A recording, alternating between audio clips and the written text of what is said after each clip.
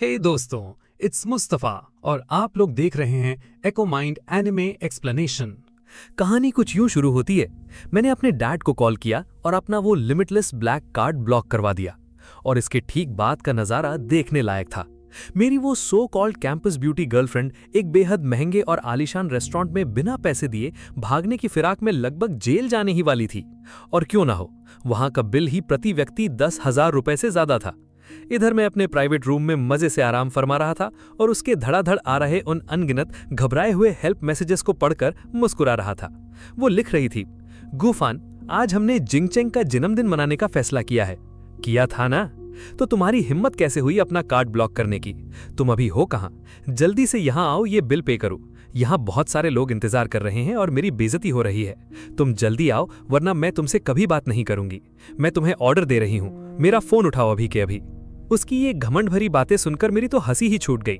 मतलब मेरे ही पैसों से कूल बन रही है और इसके तेवर तो देखो, जैसे कोई महारानी हुक्म चला रही हो। क्या उसे सच में लगता है कि मैं अभी भी वही पुराना बिना किसी सेल्फ रिस्पेक्ट वाला सिंप और बेवकूफ लड़का हूं? सच तो ये है कि मेरे पास एक बहुत बड़ा सीक्रेट है। मेरा पुनर्जन्म हुआ है। जी हां, मैं रीबॉर्न हो चुका हूं। पिछले जन्म में इस शहर के सबसे अमीर आदमी का इकलौता बेटा होने के बावजूद मैं एक गांव से आई उस गरीब और लालची लड़की के पीछे पागलों की तरह भागता था। वो मेरे पैसे पानी की तरह उड़ाती थी, लेकिन दूसरों के सामने मुझे अपना चमचा बुलाकर जलील करती थी। वो मुझे किसी नौकर से ज्यादा कुछ नहीं समझती थी। उसके और उसके उस नए आशिक की गुलामी करते करते उसने मेरी फैमिली की पूरी कंपनी और जायदाद हड़प ली थी। और आखिर में मैं और मेरी मासूम बेटी बिना एक पैसे के सड़क पर तड़प तड़प कर मर गए थे। वो दर्द, वो धोखा मैं कभी नहीं भूल सकता। तभी मेरे फोन की लगातार बजती रिंगटोन ने मुझे मेरी उन खौफनाक यादों से बाहर निकाला। जैसे ही मैंने फोन उठाया, दूसरी तरफ से वही बॉस वाला एटीट्यूड दिखाते हुए एक तेज आवाज आई, गूफान, जल्दी से यहां आओ और हमारा बिल क्लियर करो। मैंने अपना फोन कसकर पकड़ा, थोड़ा साइड में जाकर ठंडी सांस ली और बोला, बिल क्लियर करो? भाई, जब मैंने वहां कुछ खाया पिया ही नहीं, तुम्हारे उस ड्रामे में मैं शामिल ही नहीं था, तो तुम मुझे बिल भरने के लिए क्यों बुला रही हो? लियू रुयान को अब धीरे धीरे एहसास होने लगा था कि मैं बदल गया हूं। मैं अब वो पुराना गूफान नहीं रहा। पहले तो मैंने उनके उस फालतू सेलिब्रेशन के लिए कोई लग्जरी होटल बुक नहीं किया था, और अब मैं उनका बिल भरने से भी साफ और कड़क आवाज में मना कर रहा था। जबकि कुछ ही देर पहले की तो बात है, जब हम सब एक साथ लाइब्रेरी में पढ़ने गए थे, तो मैंने ही एक नौकर की तरह सबसे पहले जाकर उनके लिए सीट्स रिजर्व की थी और उनके लिए स्पेशल महंगी मिल्क टी भी खरीद कर लाया था। तो फिर अचानक ऐसा क्या हो गया कि लाइब्रेरी की टेबल पर बस एक छोटी सी नींद लेने के बाद जब मैं सोकर उठा तो मेरा पूरा बर्ताव ही 180 डिग्री बदल गया। खैर, वो सब सस्पेंस छोड़िए, अभी मेन मुद्दे पर आते हैं। अभी तो लियू रुयान के ठीक सामने उस 5 स्टार होटल का मैनेजर अपना वो लंबा चौड़ा बिल हाथ में लिए सीना ताने खड़ा था और उन सब की हालत पतली हो रही थी। वो सिक्योरिटी के साथ उन्हें रोक रहे थे और वहां से खिसकने नहीं दे रहे थे। लियू रुयान के परिवार की हालत असल में कुछ खास अच्छी नहीं थी। वो बस दिखावा करती थी। उसकी ट्यूशन फीस से लेकर उसके मेकअप और रोजमर्रा के महंगे खर्चे तक सब कुछ मैं ही तो उठाता था। मिस लियू, आप वीचैट से पे करेंगी या अपना कार्ड स्वाइप करेंगी? मैनेजर ने उनके बगल में खड़े होकर एक बार फिर से प्रोफेशनल टोन में पूछा। उसने झेंपते हुए हाथ बढ़ाकर मैनेजर को थोड़ा रुकने का इशारा किया और फोन पर कोने में जाकर मुझसे फुसफुसाते हुए बोली, क्या हमेशा से ऐसा नहीं होता आया है कि मैं मजे से अपनी मर्जी से खर्च करती हूं और तुम चुपचाप बिना सवाल किए पेमेंट करते हो? उसने ये बात इतने ओवर कॉन्फिडेंस और हक जताते हुए कही जैसे उसे अपनी इस घटिया हरकत पर जरा सी भी शर्म या पछतावा ना हो। तुम खर्च करोगी और मैं पेमेंट करूंगा? ये सुनकर मेरी जोरदार हंसी छूट गई। सच कहूं तो मेरी उन सिंप और बेवकूफी वाली हरकतों और पुरानी यादों को अब पूरे 10 साल बीत गए थे मेरे पिछले जन्म के हिसाब से, और मैं लगभग भूल ही गया था कि मैंने उस वक्त जवानी के जोश में कितनी बड़ी बड़ी बेवकूफियां की थीं। मेरी ये बेपरवाह हंसी सुनकर फोन के उस पार लियू रुयान के माथे पर तुरंत गुस्से और कंफ्यूजन की सिलवटें परवईं। वो बेचारी वहां फंसी हुई थी, उसकी इज्जत का फालूदा हो रहा था, और मैं यहाँ फोन के इस पार इतने मजे से ठहाके कैसे मार सकता हूँ, ये बात उसे हजम नहीं हो रही थी। गूफान, तुम अभी के अभी यहाँ आओ और मेरा बिल क्लियर करो, वरना मैं तुमसे आगे कभी बात नहीं करूंगी, वो चिल्लाई। हाँ, कितना फनी है ना? नहीं करनी बात तो बिल्कुल मत करो। तुम खुद को समझती क्या हो, महारानी? क्या मैं तुम्हारा डैड लगता हूं या फिर तुम्हारा कोई पर्सनल नौकर हूं जो तुम्हारे हर बिल चुकाता फिरूं? जब तुमने अपनी मर्जी और अपने शो ऑफ के लिए इतना खर्च किया है तो मैं उसका बिल क्यों भरूं? और वैसे भी तुम्हारे पास खुद के हाथ पैर हैं, फिर भी तुम बेशर्मों की तरह हमेशा मेरे पैसों पर ऐश करती रहती हो। क्या तुम्हें खुद पर थोड़ी सी भी शर्म नहीं आती? याद है पिछले जन्म में मैं उसकी उस झूठी और घटिया सेल्फ रिस्पेक्ट को बचाने के लिए कभी भी ऐसी चुभने वाली और कड़वी बातें नहीं बोलता था। मैं डरता था कि कहीं वो मुझे छोड़ ना दे। लेकिन इस जन्म में इस जन्म में मैं उसे बिल्कुल नहीं बख्शने वाला। मेरी ये तीखी बातें सुनकर उसका दिल जोर जोर से धड़कने लगा। उसने आज तक सबके सामने एक ऐसी परफेक्ट इमेज बना रखी थी जैसे वो किसी बहुत अमीर और शरीफ खानदान की इकलौती वारिस हो, जबकि सच्चाई तो ये थी कि मैं ही लगातार उस पर अपने डैड के पैसे पानी की तरह उड़ा रहा था ताकि वो अपने उस अमीर होने के दिखावे को हर बार बरकरार रख सके। उसे सच में लगने लगा था कि वो कोई राजकुमारी है। अब जब मैंने उसे इस तरह से फोन पर खरी खोटी सुनाई तो शर्म और बेइज्जती के मारे उसका चेहरा एकदम लाल टमाटर जैसा हो गया। लेकिन फिर उसे याद आया कि उसके बहुत सारे क्लासमेट्स और उसका वो नया नया बना बॉयफ्रेंड शिए जिनचैंग अभी भी वहीं फंसे हुए हैं और बिना बिल पे किए वो लोग वहां से एक कदम भी बाहर नहीं निकाल सकते। इसलिए उसमें अपना टोन थोड़ा सख्त करते हुए एक आखिरी दांव चला और कहा, मुझे पता है कि तुम अभी मुझसे बस नाराज हो रहे हो और अपने नखरे दिखा रहे हो। अगर तुम अभी के अभी यहाँ आकर हमारा बिल क्लियर कर दोगे तो मैं तुम्हारी इस बदतमीजी के लिए तुमसे नाराज नहीं होंगी। उसने ऐसे कहा जैसे वो मुझ पर कोई बहुत बड़ा एहसान कर रही हो। लियो रोयान, अब मेरी बात कान खोलकर सुन लो, मैंने अपनी आवाज को एकदम सर्द और खतरनाक बनाते हुए कहा। आगे से तुम मेरे एक भी पैसे पर ऐश करने के बारे में सोचना भी मत। मैं अपने पैसे सड़क पर किसी भिखारी को दान दे दूंगा, उसे आग लगा दूंगा, लेकिन तुम्हें एक फूटी कौड़ी भी नहीं दूंगा। और हाँ, तुम मुझसे नाराज हो या नहीं, इस बात से मुझे अब रत्ती भर भी फर्क नहीं पड़ता, लेकिन मेरे पैसों के बिना अब तुम्हारी आगे की जिंदगी बहुत ही झंड और नरक होने वाली है। मैंने उसकी मजे लेते हुए आगे कहा, तुम अपने इस नए नवेले बॉयफ्रेंड की बर्थडे पार्टी में जो इतना भारी भरकम 3 लाख का बिल बनाया है उसे कैसे पे करोगी? वरना वो तुम सबको उसी युनतिंग होटल में बंधक बनाकर रख लेंगे, बर्तन मंजवाएंगे और फिर तुम्हारी इस अमीर जादी वाली फेक इमेज की सबके सामने धज्जियां उड़ जाएंगी। बस इतना कहकर बिना उसके जवाब का इंतजार किए मैंने तुरंत फोन कट कर दिया। पिछले जन्म में जब इसी शिए जिनचैंग का बर्थडे था तब मैं बहुत बीमार पड़ गया था और पार्टी में नहीं जा पाया था, लेकिन उस ग्रैंड पार्टी की सारी तैयारी और सारा खर्चा मैंने ही उठाया था। अभी थोड़ी देर पहले जब मैं अपना सोशल मीडिया स्क्रॉल कर रहा था तब मुझे पता चला कि शिए जिनचैंग के इसी 20वें जन्मदिन पर वो दोनों ऑफिशियली एक साथ आ गए थे। यार, मैं भी कितना बड़ा गधा था जो मुझे कितनी बुरी तरह से इस्तेमाल किया गया। फोन कटने के बाद उस कोल्ड सी बीप बीप की आवाज को सुनकर लियो रोयान एकदम से बुरी तरह घबरा गई। उसके पैरों तले जमीन खिसक गई। वो शायद ये सोचने लगी थी कि मुझे उसके और शिए जिनचैंग के पीठ पीछे चल रहे रिश्ते के बारे में पक्का सब कुछ पता चल गया है और इसीलिए मैं अचानक इस तरह का भयानक बर्ताव कर रहा हूं। वो मन ही मन बुरी तरह पछता रही होगी कि काश उसने वहां मौजूद अपने बेवकूफ दोस्तों को सोशल मीडिया पर वो कपल वाली पोस्ट्स करने से रोक लिया होता। उसे लगा होगा कि काश उसने कोई बहाना बना लिया होता, ये सोचकर कि कहीं मैं ये सब जानकर सदमे में ना आ जाऊं और वो चुपचाप शिए जिनचैंग के साथ अपनी सेटिंग भी कर लेती और मेरा पैसा भी चूसती रहती। लेकिन अब पासा पलट चुका था। मैं फिर से वो बेवकूफ और अंधा एटीएम तो मिसिन बनने से रहा। उधर होटल का मैनेजर भी वहां खड़ा काफी परेशान और बेचैन लग रहा था। अभी सबसे जरूरी और अर्जेंट काम था उस 5 स्टार होटल का भारी भरकम बिल चुकाना। लियो रोयान ने हड़बड़ाहट में अपने कांपते हाथों से अपना फोन निकाला और मुझे एक लंबा चौड़ा मैसेज टाइप करके भेजा। गूफान, मेरे और जिनचैंग के बारे में तुम्हें पक्का कोई गलतफहमी हुई है। वो मेरा बॉयफ्रेंड नहीं है, हम बस दोस्त हैं। अभी लॉबी का मैनेजर हमें यहाँ से जाने नहीं दे रहा। प्लीज मेरी मदद कर दो ना, और अगर तुम सच में अभी पे नहीं कर सकते तो कम से कम मैनेजर से बात करके मुझे थोड़ी मोहलत ही दिलवा दो। ये बस उसकी एक बहुत ही घटिया चाल थी वक्त निकालने की। उसे पूरा यकीन था कि अगर वो मुझे थोड़ा मक्खन लगाएगी, मेरी झूठी तारीफ करेगी और मुझे इमोशनल करेगी तो मैं उसकी इस बेबस हालत देखकर पिघल जाऊंगा। लेकिन उसे क्या पता था कि मैंने उसके उस ड्रामेबाज मैसेज का रिप्लाई तक करने की जहमत नहीं उठाई। तभी शिए जिनचैंग अपने चेहरे पर एक बहुत ही प्यारी, मासूम और शरीफों वाली फेक स्माइल लिए उसके पास आया और बड़े प्यार से बोला, क्या हुआ रोयान? सब लोग कह रहे हैं कि वो दरवाजे पर खड़े खड़े थक गए हैं, चलें क्या? लियो रोयान का चेहरा उस वक्त देखने लायक था। उसका रंग एकदम उड़ गया था। वो बहुत ही अजीब और शर्मनाक स्थिति में फंसी हुई लग रही थी। तभी मैनेजर ने बीच में टोकते हुए कहा, एक्सक्यूज मी मिस लियो, क्या मैं जान सकता हूं कि आप लोग इस 3 लाख के बिल का पेमेंट कैसे कर रहे हैं? ये सुनकर शिए जिनचैंग के कानों से धुआं निकल गया। उसे पहली बार समझ में आया कि वो लोग अभी तक वहां से निकल क्यों नहीं पाए थे, क्योंकि बिल ही पे नहीं हुआ था। उसने भारी हैरानी और शौक से लियो रोयान की तरफ देखा, जबकि लियो रोयान मारे शर्म के उससे आंखें चुराने लगी। उसने मैनेजर की तरफ देखकर हकलाते हुए और घबराते हुए कहा, मैनेजर जी, असल में अभी मेरे फंड्स में थोड़ा सा इशू आ गया है, मेरे कार्ड्स काम नहीं कर रहे। ये सुनकर शिए जिनचेंग के कानों से धुआं निकल गया।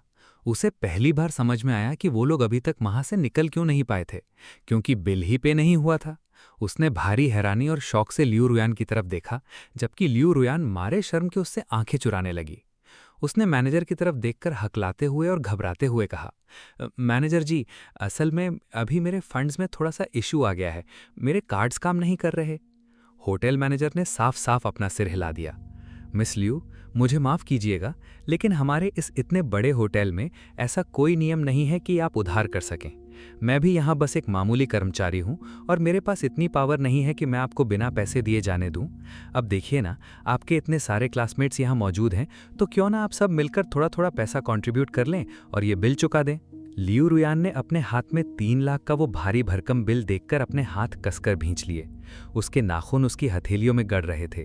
तभी बाकी सारे क्लासमेट्स भी जो दरवाजे पर खड़े थे वहां आ गए और झल्लाते हुए पूछने लगे, अरे रुयान, बस एक बिल पे करने में इतनी देर कैसे लग रही है? हमें हॉस्टल वापस जाना है।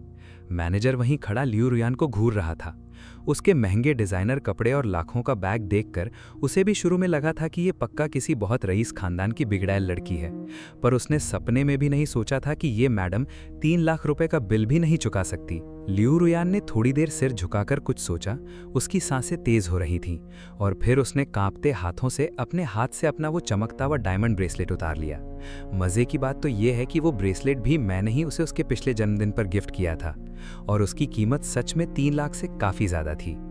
उसने मैनेजर से गिड़गिड़ाते हुए कहा, मैनेजर जी, मेरे साथ अभी थोड़ी सी प्रॉब्लम हो गई है। क्या मैं अपना ये कीमती ब्रेसलेट यहाँ गिरवी रख सकती हूँ?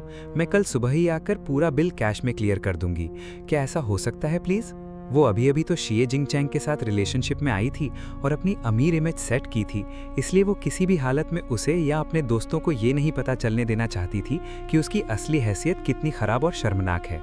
होटल मैनेजर के चेहरे पर अभी भी वही प्रोफेशनल सी स्माइल थी, लेकिन उसकी आंखों में अब थोड़ी सख्ती थी।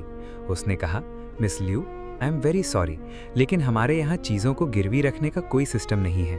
हम कोई प्यादा दुकान नहीं चला रहे। ये सब देखकर शिए जिंगचेंग को थोड़ा अजीब और शक महसूस हुआ। वैसे तो लियू रुयान के खर्चे और उसका लाइफस्टाइल हमेशा आसमान छूते थे, तो फिर आज ऐसा क्या हो गया कि वो 3 लाख रुपए का बिल भी नहीं दे पा रही? उसने पूछा, रुयान, सब ठीक तो है ना?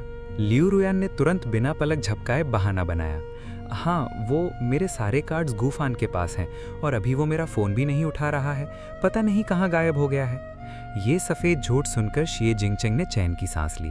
उसे लगा था कि शायद लियू रुयान की फैमिली बैंकरप्ट हो गई है या कोई बड़ी प्रॉब्लम हो गई है। तो अब हम क्या करेंगे? उसने लियू रुयान की तरफ फिक्र भरी नज़रों से देखते हुए पूछा।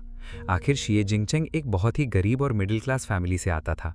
उसका महीने भर का खर्चा बमुश्किल 1000 रुपए होता था और आज वैसे भी उसका बर्थडे था जिसे रुयान ने स्पॉन्सर किया था, तो 3 लाख रुपए उसके लिए तो किसी बहुत बड़े पहाड़ या नामुमकिन सपने जैसे ही थे। कोई बात नहीं, तुम टेंशन मत लो, तुम और बाकी सब लोग बस यहीं लॉबी में थोड़ा वेट करो, मैं अभी कहीं से 3 लाख रुपए का जुगाड़ करती हूँ। इतना कहकर वो पैसे का इंतजाम करने के लिए पसीने से तरबतर होटल से निकल गई। इन पिछले कुछ सालों में मैंने उसे बहुत सारे महंगे luxury items, limited edition designer bags और महंगे स्नीकर गिफ्ट किए थे। वो जानती थी कि उन सबको किसी सेकेंड हैंड मार्केट में बेचकर आराम से 3 लाख तक का इंतजाम तो रातों रात हो ही जाएगा।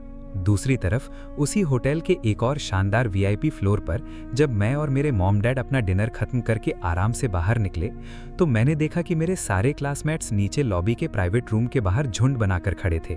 वैसे भी मेरा इन मतलबी क्लासमेट्स के साथ कोई बहुत खास कनेक्शन नहीं था, इसलिए मेरा उनके पास जाकर हेलो हाई करने का कोई मूड नहीं था। लेकिन शिए जिंगचेंग की वो लोमड़ी जैसी एज नज़र तुरंत मुझ पर पड़ गई। वो दौड़कर मेरे पास आया और बड़ी मीठी आवाज़ में बोला, गूफान, तुम यहाँ क्या कर रहे हो? मुझे तो लगा था कि तुम्हारी तबीयत बहुत ख़राब है और तुम हॉस्टल में सो रहे हो। मैं तो बस यही सोच रहा था कि थोड़ी देर में वापस जाते वक्त तुम्हारे लिए एक बड़ा सा केक लेता जाऊँगा। फिर उसकी नज़र मेरे पीछे खड़े मेरे पेरेंट्स पर पड़ी। उसने तुरंत अपनी वो गुड बॉय वाली इमेज ओढ़ ली और बड़ी ही तमीज़ से थोड़ा झुककर बोला, नमस्ते अंकल, नमस्ते आंटी। मुझे सच में कोई आइडिया नहीं था कि आज आप लोग यहाँ आने वाले हैं, वरना मैं खुद आपको अच्छे से अटेंड करता। मेरी इस गलती के लिए मुझे माफ़ कर दीजिएगा। मेरे मॉम डैड को देखकर उसने जिस इज्जत से उन्हें ग्रीट किया, वो सच में किसी ऑस्कर विनिंग परफॉर्मेंस से कम नहीं था। सच कहूं तो मेरे मॉम डैड को शीये जिंगचैंग काफी पसंद था। इसकी वजह ये थी कि वो हमेशा मेरे साथ एक साए की तरह रहता था और सामने से देखने पर वो बहुत ही सीधा साधा, शरीफ और समझदार लड़का लगता था। मेरी मॉम ने बहुत ही प्यार से मुस्कुराते हुए कहा, कोई बात नहीं बेटा, हमें तो अभी अभी पता चला है कि आज तुम्हारा बर्थडे है। हम तुम्हारे लिए कोई गिफ्ट तो तैयार नहीं कर पाए, लेकिन तुम्हें जन्मदिन की बहुत बहुत शुभकामनाएं। मेरी मॉम के चेहरे पर एक बहुत ही ग्रेसफुल और दयालु स्माइल थी। भले ही उन्होंने एकदम सिंपल से कपड़े पहने हुए थे, लेकिन फिर भी उनके अंदर की वो रॉयल और क्लासिक वाइब किसी से छिप नहीं रही थी। शीये जिंगचैंग ने तुरंत अपनी मीठी बातों का जाल बिछाना शुरू कर दिया। अरे thank you so much aunty, आप दोनों को यहाँ देखकर ही मुझे इतनी खुशी मिल गई है कि अब मुझे किसी बर्थडे गिफ्ट की क्या ही ज़रूरत है। आपका आशीर्वाद ही काफ़ी है। भाई, उसकी जुबान में मानो शहद घुला हुआ था। उसकी मीठी मीठी बातों ने मेरे मॉम डैड को इतना इम्प्रेस कर दिया था कि उनके चेहरे से स्माइल जाने का नाम ही नहीं ले रही थी। अगर मेरे साथ मेरी पिछली जिंदगी वाले वो खौफनाक हादसे ना हुए होते तो कसम से आज भी मैं उसके इस मासूम, सीधे साधे और शरीफ दिखने वाले चेहरे के धोखे में आकर हमेशा के लिए बेवकूफ़ बन ही जाता। मेरे क्लासमेट्स ने दूर से मेरे पेरेंट्स को देखा और उन्हें तुरंत अंदाज़ा लग गया कि उनकी वाइब, उनकी गाड़ियाँ और पर्सनालिटी कितनी पावरफुल और अमीर है। वो सब मन ही मन सोच रहे होंगे कि इतने अच्छे और रईस परिवार से होने के बावजूद मैं हमेशा लियू रुआन के सामने एक बेशरम कुत्ते की तरह दुम हिलाते हुए सिंपिंग क्यों करता था। हर कोई जानता था कि लियू रुआन हमेशा मुझसे चिड़ी रहती थी, मेरे साथ रूड बिहेव करती थी, फिर भी मैं पागलों की तरह उसके पीछे पीछे घूमता रहता था। और तो और मैं उसके और शीये जिंगचैंग के बीच में हमेशा एक थर्ड व्हील यानी कबाब में हड्डी बना रहता था। तभी शीये जिंगचैंग ने एक बहुत ही शातिर चाल चली। उसने ऊंची आवाज में कहा ताकि सब सुन सके, अरे हाँ गुफान, रुआन कह रही थी कि उसके सारे बैंक कार्ड्स तुम्हारे पास हैं। तुम्हारे यहाँ ना होने की वजह से अभी तक इस होटल का बिल पे नहीं हो पाया है। शीये जिंगचैंग के चेहरे पर एक बड़ी सी छिपी हुई स्माइल थी। मन ही मन वो सोच रहा था कि आज रात के इस ड्रामे के बाद वो किसी भी तरह रुआन के सारे कार्ड्स अपने कब्जे में ले लेगा ताकि आगे से वो खुद उन पैसों पर ऐश कर सके। आसपास खड़े सारे क्लासमेट्स अब मुझे अजीब और नफरत भरी नजरों से घूर रहे थे। उन्हें लग रहा था कि मैं कितना ही गिरा और बेशरम इंसान हूँ। उन्हें पक्का लग रहा था कि मैं जानबूझकर रुआन के कार्ड्स लेकर गायब हो गया हूँ, सिर्फ इसलिए क्योंकि मुझे जलन हो रही है। और मेरी इसी घटिया हरकत की वजह से उन्हें यहाँ फंसकर इतनी देर तक इंतजार करना पड़ा। उनकी आंखों में मेरे लिए साफ साफ नफरत और चिढ़ दिख रही थी। मैंने भी थोड़ा ऑस्कर लेवल की कंफ्यूज होने की एक्टिंग करते हुए अपनी भौहें सिकोड़ी और पूछा, कैसे कार्ड्स? कौन से कार्ड्स? शीये जिंगचैंग को लगा कि मैं अभी भी सबके सामने बेवकूफ बनने का नाटक कर रहा हूँ, लेकिन इतने सारे क्लासमेट्स के सामने वो मुझ पर अपना गुस्सा भी नहीं निकाल सकता था, वरना उसकी मुझ शरीफों वाली मिस्टर परफेक्ट की इमेज खराब हो जाती जो उसने बड़ी मेहनत से सबके सामने बना रखी थी। उसने खुद को शांत रखते हुए दांत पीस कर कहा, हाँ गुफान, अब तुम कार्ड्स निकाल भी दो यार, बाकी सब लोग यहाँ कब से खड़े खड़े थक गए हैं और उन्हें घर जाना है। वहां मौजूद सारे क्लासमेट्स अब मुझे और भी ज्यादा गुस्से और नफरत से घूर रहे थे। उन्हें लग रहा था कि अगर मैं बीच में ये ड्रामा ना करता तो वो लोग इतनी देर तक वहां बंधक नहीं बने रहते। मैंने एकदम रिलैक्स होकर अपने हाथ पॉकेट्स में डालते हुए ऐलान किया, लियू रुआन का कोई भी बैंक कार्ड मेरे पास नहीं है। इतना बोलकर मैं अपने मॉम डैड की तरफ घूमा और बहुत ही शांति से बोला, मॉम डैड, चलिए हम चलते हैं, बहुत रात हो गई है। लेकिन जैसे ही मैं पलटा, किसी ने मेरा हाथ कसकर पकड़ लिया। ये शीये जिंगचैंग था। उसे डर था कि अगर मैं यहां से चला गया और रुआन भी पैसे लेकर नहीं आई तो वो बुरी तरह फंस जाएगा। और आखिरकार आज उसी की पार्टी का दिन था, तो वो इस सिचुएशन को ऐसे ही तो अपने हाथों से नहीं निकलने दे सकता था।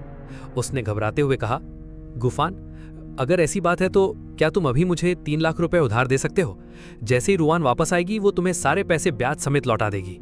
असल में मैंने रुआन की वो घबराई हुई कॉल अपने पेरेंट्स के सामने नहीं उठाई थी, इसलिए उन्हें इस पूरे 3 लाख वाले ड्रामे के बारे में कुछ भी नहीं पता था। मेरे डैड, जो इस सबसे अनजान थे और दिल के बहुत अच्छे थे, चुपचाप साइड में खड़े होकर अपना डायमंड क्रेडिट कार्ड निकालकर मैनेजर को देने ही वाले थे कि मैंने तुरंत उनका हाथ पकड़कर रोक लिया। मैंने शीये जिंगचैंग की आंखों में सीधे सीधे घूरते हुए एक तीखा सवाल दागा, तुम्हें इतना पक्का यकीन कैसे है कि उसके पास 3 लाख रुपए होंगे ही? और अगर वो पैसे का इंतजाम करके नहीं आ पाई तो क्या तुम्हारी भी इतनी औकात है कि तुम ये 3 लाख का बिल चुका पाओगे, है ना? शीये जिंगचैंग के घर की हालत कितनी गरीबी वाली थी, ये बात मैं हमेशा से बहुत अच्छे से जानता था। मेरी ये चुभने वाली बात सुनकर उसका चेहरा पल भर के लिए एकदम सफेद पड़ गया। उसकी सारी इज्जत दांव पर थी, लेकिन उसने तुरंत खुद को संभाला और वापस नॉर्मल होने का नाटक किया। गुफान, तुम और वो एक ही शहर से आते हो। तुम्हें तो अच्छे से पता है कि रुआन की फैमिली कितनी अमीर और पावरफुल है। ऐसा तो हो ही नहीं सकता कि वो 3 लाख रुपए भी ना निकाल पाए। अगर लियू रुआन के घर वालों के पास इतना अथाह पैसा नहीं होता तो तुम भी तो उसके पीछे इस तरह पागलों की तरह सिंप नहीं कर रहे होते ना। उसने बहुत चालाकी से बात मुझ पर घुमा दी। मेरे डैड ये सब सुनकर कुछ बोलना चाहते थे, लेकिन मेरी बस एक शांत नजर देखकर उन्होंने अपनी बात वापस मन में ही दबा ली। उन्हें मुझ पर भरोसा था। मैंने अपना सिर झुकाया और अपनी कलाई पर बंधी लाखों की रोलेक्स घड़ी की तरफ देखा। तुमने ही तो अभी कहा था कि वो मुझे ढूंढने कॉलेज गई है, तो ठीक है, मैं भी उसका यही इंतजार कर लेता हूं। मैं तुम सबको आज अपनी आंखों से ये दिखाना चाहता हूं कि उसके बैंक कार्ड सच में मेरे पास हैं भी या नहीं, या वो कितनी अमीर है। जब शिए जिनचैंग ने मुझे इतने भयंकर कॉन्फिडेंस के साथ बोलते हुए देखा तो उसकी बोलती ही बंद हो गई और उसके गले से आवाज नहीं निकली। मजबूरी में उसे अपने चेहरे पर वही पुरानी जेंटल सी फेक स्माइल वापस लानी पड़ी। उसने मेरी पीठ थपथपाते हुए कहा, गुफान, आज दोपहर को तुम्हारी तबीयत कुछ ठीक नहीं लग रही थी। अब तुम ठीक तो हो ना? आई एम सॉरी यार, तुम्हें हॉस्टल में अकेला छोड़कर मैं यहाँ अपना बर्थडे मनाने आ गया। उसे साफ समझ आ रहा था कि आज मेरा बर्ताव मेरे रोज के सिंप वाले बर्ताव से बिल्कुल अलग और खतरनाक था। इस बर्थडे पार्टी में क्लास के और भी बहुत सारे स्टूडेंट्स आए हुए थे, इसलिए वो सबके सामने अपनी वो परफेक्ट इमेज खराब नहीं कर सकता था। और वैसे भी मेरे पेरेंट्स भी तो वहीं खड़े थे। सच कहूं तो मेरे पास उससे फालतू बात करने का जरा भी पेशेंस नहीं था, इसलिए मैं बस सिर झुकाए मजे से अपने फोन में गेम खेलने लगा। काफी देर बीत जाने के बाद बाकी क्लासमेट्स का भी सब्र पूरी तरह से टूटने लगा था। जो लोग पहले शिए जिनचैंग की साइड ले रहे थे और मुझे गालियां दे रहे थे, वो भी अब उसे अजीब, शक भरी और चिड़ी हुई नजरों से देखने लगे थे। मैंने अपने पेरेंट्स से कहा कि वो बाहर जाकर गाड़ी में आराम से बैठें और मेरा इंतजार करें। यहाँ का माहौल उनके लायक नहीं है। तभी पीछे से किसी ने तंज कसते हुए पूछा, जिनचैंग, तुम्हारी वो रईस गर्लफ्रेंड आखिर कब वापस आएगी? सुबह करनी है यहाँ।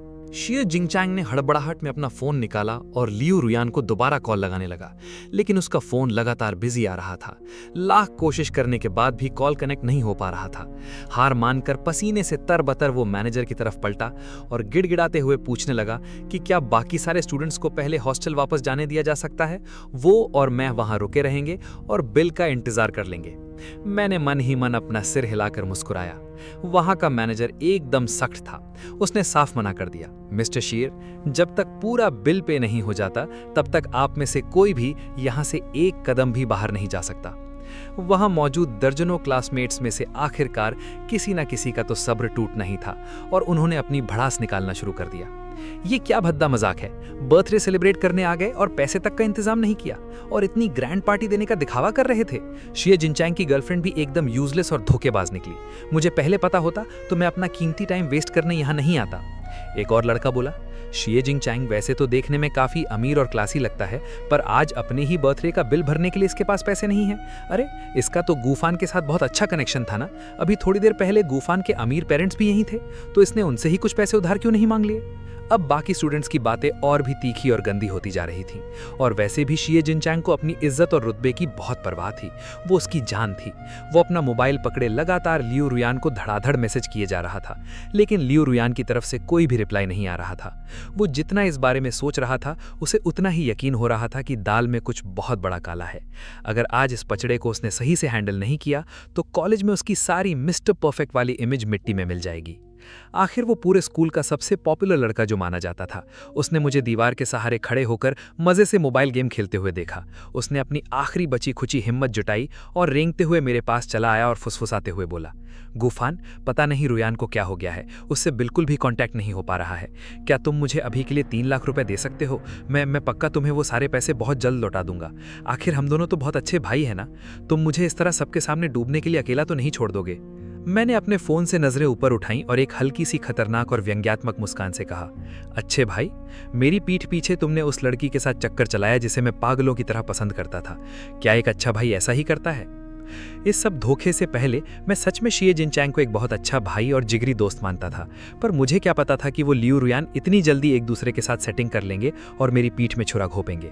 मेरी बात सुनकर भी शिए जिनचैंग के चेहरे पर अभी भी एक बेशर्मों वाली स्माइल चिपकी हुई थी, जैसे कि उसने कोई बहुत महान काम कर दिया हो।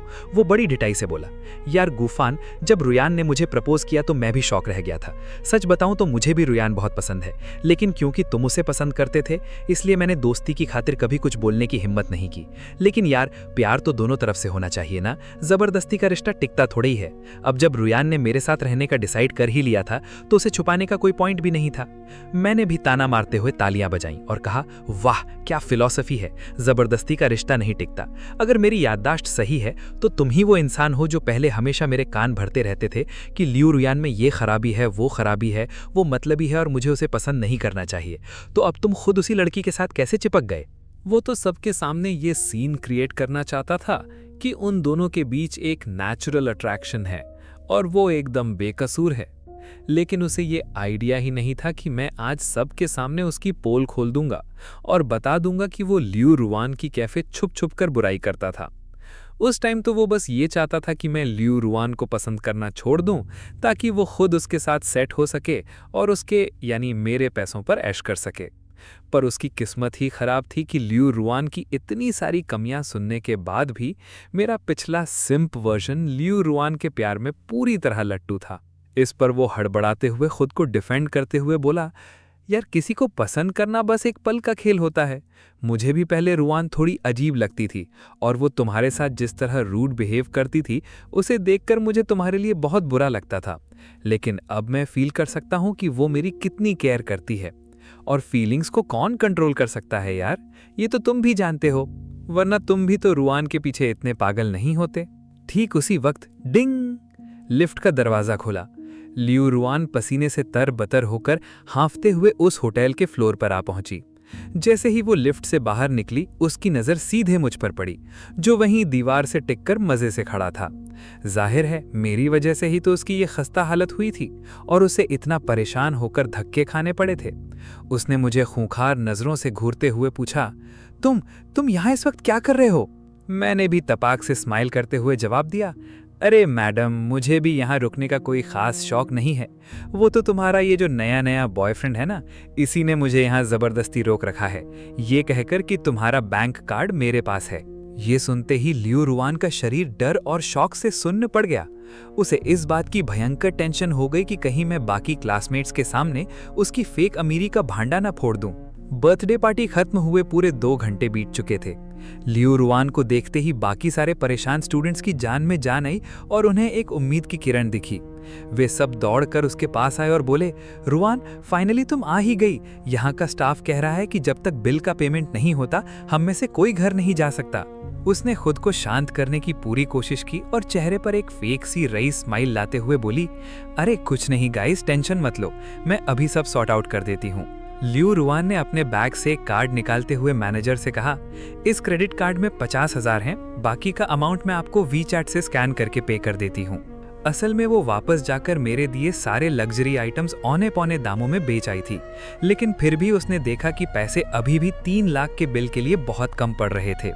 मजबूरी और जल्दबाजी में उसे याद आया कि जब सेमेस्टर स्टार्ट हुआ था तब उसने एक छोटी सी लिमिट वाला क्रेडिट कार्ड बनवाया था। ये सब देखकर शिए जिनचैंग का दिमाग चकरा गया। उसने धीरे से उसके कान में फुसफुसाते हुए पूछा, रुआन, तुमने तो कहा था ना कि तुम्हारा कार्ड गुफान के पास है, तो फिर तुम अपना ये क्रेडिट कार्ड कहाँ से यूज कर रही हो? लियू रुयान घबराते हुए उसे समझाते हुए कहा, प्लीज जिनचैंग, पहले मुझे ये मनहूस बिल पे कर लेने दो, बाकी सारी बातें मैं तुम्हें घर चलकर बताऊंगी। लेकिन शिए जिनचैंग कहाँ मानने वाला था। उसे अपने हक के पैसे जाते हुए दिख रहे थे। उसने जानबूझकर तेज आवाज में कहा ताकि सब सुन लें, गुफान, रुयान ने कहा था कि उसका कार्ड तुम्हारे पास है और अभी थोड़ी देर पहले तुम कह रहे थे कि कार्ड तुम्हारे पास नहीं है। क्या यहाँ कोई मिसअंडरस्टैंडिंग हो रही है? उसे बिल्कुल भी अच्छा नहीं लग रहा था कि इतनी बड़ी बेइज्जती और नौटंकी के बाद भी लियू रुयान मुझे बचाने की कोशिश कर रही थी। उसे डर था कि अगर आज का दिन ऐसे ही निकल गया तो फ्यूचर में उसे कभी लियू रुयान के पैसों और कार्ड्स को कंट्रोल करने का मौका नहीं मिलेगा। लियू रुयान ने झटके से अपना सर घुमाया और शिए जिनचैंग की तरफ घूर कर देखा। उसकी आवाज थोड़ी सख्त हो गई थी। मैंने कहा ना कि हम घर जाकर इस बारे में आराम से बात करेंगे। शिए जिनचैंग को उसकी झल्लाहट और शर्मिंदगी बिल्कुल भी नजर नहीं आ रही थी। उसे तो लगा कि शायद लियू रुयान मुझे इतना बड़ा बेइज्जत नहीं करना चाहती। आखिर हम दोनों एक ही होम टाउन से जो थे। लेकिन शिए जिनचैंग इस मामले को इतनी आसानी से कहां रफा दफा करने वाला था। मैंने बीच में टोकते हुए और आग लगाते हुए कहा, लियू रुयान, तो तुम ही सबको बता दो, क्या तुम्हारा बैंक कार्ड सच में मेरे पास है? शिए जिनचैंग, बाकी सारे क्लासमेट्स और मैं सबके सब उसी को घूर रहे थे। लियो रुयान को अपनी झूठी इज्जत बहुत प्यारी थी। वो बिल्कुल नहीं चाहती थी कि शिए जिनचैंग या उसके बाकी दोस्तों को उसकी असली औकात पता चले कि वो बस नाम की अमीरजादी है और अंदर से बिल्कुल खोखली और गरीब है। पिछले 1 साल से इस शहर में सिर्फ मुझे ही उसकी असली फैमिली बैकग्राउंड के बारे में पता था। बाकी सबको तो यही लगता था कि वो किसी बहुत बड़े और अमीर खानदान से है। ये उसकी जिंदगी में पहली बार था जब वो अमीरी और अटेंशन के मजे लूट रही थी, इसलिए वो अपना ये फेक अमीर वाला स्टेटस किसी भी कीमत पर खोना नहीं चाहती थी। उसने मेरे सीधे सवाल का कोई जवाब नहीं दिया, बस अपने अंदर के उबलते गुस्से को पीते हुए चेहरे पर एक झूठी सी स्माइल चिपकाई और मैनेजर से बोली, मैं पहले बिल क्लियर कर देती हूँ। मैनेजर के साथ जाकर पूरा पेमेंट करने के बाद लियू रुयान वापस लौटी। उसने आते ही सबसे माफी मांगते हुए कहा, सॉरी दोस्तों, मुझे बहुत खराब लग रहा है कि मेरी वजह से तुम सबको यहाँ इतनी देर तक इंतजार करना पड़ा। मैंने सारा बिल पे कर दिया है, अब हम चल सकते हैं। वैसे तो सारे स्टूडेंट्स का मूड पहले ही काफी खराब हो चुका था, लेकिन वहां जितने भी लोग आए थे वो सब लियू रुयान और शिए जिनचैंग के अच्छे दोस्त या कह लो चमचे थे। अब जब पैसे पे हो ही गए थे तो किसी के पास कुछ और बोलने का बहाना नहीं था। और वैसे भी आखिरकार आज शिए जिनचैंग का बर्थडे था। सब लोग वहां से निकलने ही वाले थे कि मैंने उन्हें आवाज देकर रोक लिया।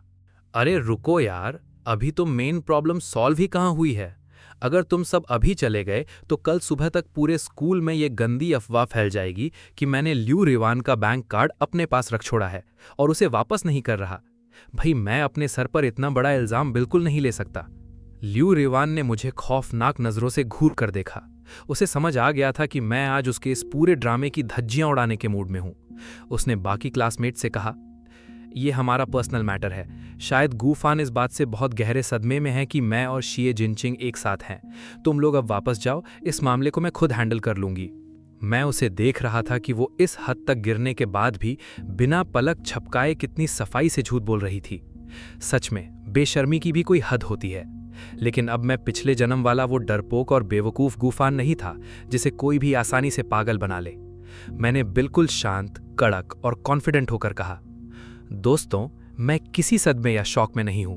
हाँ, मैं मानता हूं कि मैं इसे पसंद करता था, लेकिन अब मुझे अच्छे से समझ आ गया है कि ये सिर्फ एक घमंडी और पैसों की भूखी गोल्ड डिगर है। अब ये किसके साथ रहती है या किसके साथ सेटिंग करती है, मुझे इस बात से रत्ती भर भी फर्क नहीं पड़ता। लेकिन आज जो इसने ये झूठी कहानी रची है कि इसका बैंक कार्ड मेरे पास है, मैं इस बात को बिल्कुल नहीं मानता। अरे कार्ड तो छोड़ो, ये रोजमर्रा में जो भी पैसे पानी की तरह उड़ाती है ना, वो सब मेरे ही होते हैं। बाकी स्टूडेंट्स ने भी पहले कई बार देखा था कि लियू रुयान जो कुछ भी खरीदती थी उसका पेमेंट हमेशा मैं ही करता था, तो ये बात तो साफ थी कि पैसा मेरे ही पास रहता है। भले ही लियू रुयान ये बात ना भी बोलती, तब भी सब लोग यही मान लेते। मेरी बात सुनकर सब लोग जोर जोर से मेरी ही बातों पर हंसने लगे। उनमें से एक लड़का बोला, गूफान, तुम तो सच में बहुत ही बेशरम और लूजर हो। लियू रुयान जैसी ब्रिलियंट और खूबसूरत लड़की और गोल्ड डिगर। उसके जैसे ग्रेड्स वाली लड़की अगर कोई नॉर्मल सी पार्ट टाइम जॉब भी कर लेना तो महीने के 10,000 आराम से कमा सकती है। तुम जरा आंखें खोलकर देखो कि लियू रुयान रोज कैसे लग्जरी कपड़े पहनती है और कौन से महंगे ब्रांड्स यूज करती है, और फिर जरा अपनी शक्ल और अपने सस्ते कपड़े तो देखो। सारे के सारे क्लासमेट्स लियू रुयान की ही साइड ले रहे थे। उन सबको लग रहा था कि मैं कोई बहुत बड़ा और भद्दा मजाक कर रहा हूं अपनी जलन मिटाने के लिए, और वो सब बेताबी से इंतजार कर रहे थे कि कब लियू रुयान मेरी बोलती बंद करेगी। लेकिन उन सब की उम्मीदों पर तब पानी फिर गया जब लियू रुयान ने पलटकर कोई अग्रेसिव जवाब नहीं दिया, बल्कि बस नर्वस होते हुए मुस्कुराते हुए क्लासमेट्स से बोली, दोस्तों छोड़ो इसे, अब तुम सब वापस जाओ। इतनी रात को स्कूल लौटना सच में सेफ नहीं है। लेकिन मैं उसे इतनी आसानी से छोड़ने वाला कहाँ था। मैंने कहा, लियू रुयान, बस एक लाइन बोलने की बात है, इसमें तुम्हारा कितना टाइम वेस्ट हो जाएगा। अभी इसी वक्त अपने इन प्यारे दोस्तों को सच बताओ कि तुम्हारा कार्ड मेरे पास है या नहीं। मुझे इस तरह हाथ धोकर पीछे पड़े देख लियू रुयान के पास बात घुमाने के अलावा कोई ऑप्शन नहीं बचा। वो हकलाते हुए, पसीना पोंछते हुए बोली, शायद मुझे याद रखने में कोई गलती हुई है। मेरा कार्ड शायद कहीं और रखा है और मुझे मिल नहीं रहा। बाकी सबको अभी भी यही लग रहा था कि लियू रुयान कितनी भोली और अच्छी है, जो इस सिचुएशन में भी मुझे शर्मिंदा होने से बचा रही है। उसका ये घटिया एक्सक्यूज सुनकर मेरी हंसी छूट गई।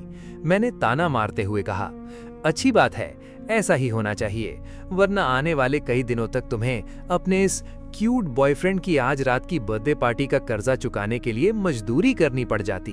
और हाँ, क्योंकि तुम इतनी ही अमीर हो ना, तो इन सालों में मैंने तुम्हें जितने भी महंगे गिफ्ट्स दिए हैं वो सब मुझे कल सुबह तक वापस कर देना। मैं तुम्हें सारा सामान पैक करके लौटाने के लिए पूरी एक रात का टाइम दे रहा हूँ। बस इतना बोलकर मैं कॉलर कड़ा करके फुल एटीट्यूड में वहां से निकल गया। मेरे मॉम डैड अभी भी बाहर कार में मेरा इंतजार कर रहे थे। मुझे इतनी देर तक वापस ना आते देख उन्हें टेंशन होने लगी थी कि कहीं मेरे साथ कुछ हो तो नहीं गया, और उन्होंने मुझे ढेर सारे मैसेजेस भी कर दिए थे। काफी रात हो चुकी थी, इसलिए बाकी सारे क्लासमेट्स भी स्कूल वापस लौट गए। शिए जिनचेंग और लियू रुआन एक साथ जा रहे थे। शिए जिनचेंग लगातार यही सोच रहा था कि मैंने अभी अभी जो भी कहा उसका असली मतलब क्या था। भला लियू रुआन जैसी रईस लड़की को पार्टी का कर्जा क्यों चुकाना पड़ेगा? पहले तो उसे भी बाकी दोस्तों की तरह यही लगा था कि मैं बस ऐसे ही मजाक कर रहा हूं, लेकिन लियू रुआन को डरी डरी और खोई खोई सी देखकर शिए जिनचेंग का परेशान होना तो लाजमी था। उसने थोड़ी हिम्मत जुटाई और प्यार से लियू रुआन का हाथ पकड़ लिया। लियू रुआन ने मुड़कर उस मासूम से दिखने वाले चेहरे को देखा और बड़ी मुश्किल से एक फेक स्माइल दी। उसने पूछा, रुआन, अभी गूफान जो भी कह रहा था उसका क्या मतलब था?